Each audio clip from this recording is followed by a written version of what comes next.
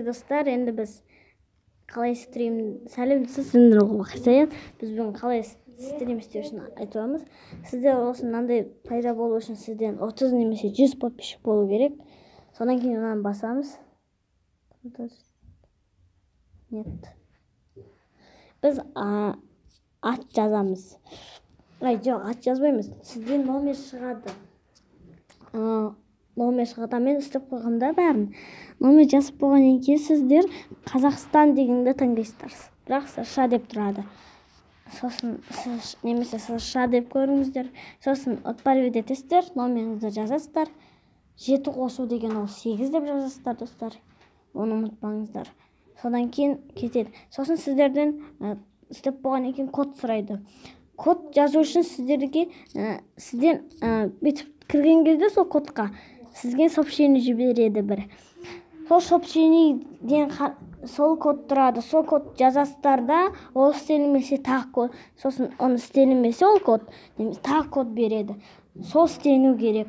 Сосын сиздер атын жазабыз, мисалы казакша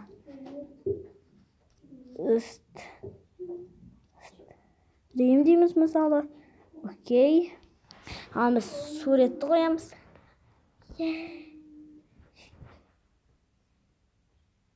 Ana мыслай сурет сындыйт. Запустить прямой эфир.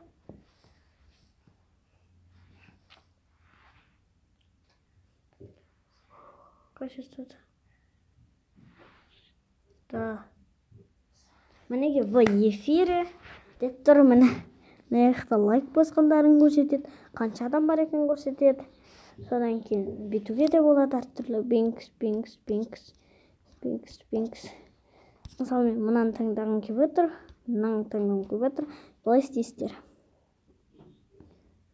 Содан біткеніңіз келсе, завершить басамыз, завершить трансляцию. Басында. Готово дегенді басамыз. Содан кейін мені тұр, бірақ маған ол керек емес.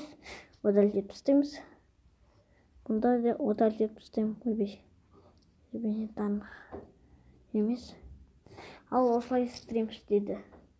Осыдан сіздерден 30 немесе 100 подписчик болу керек.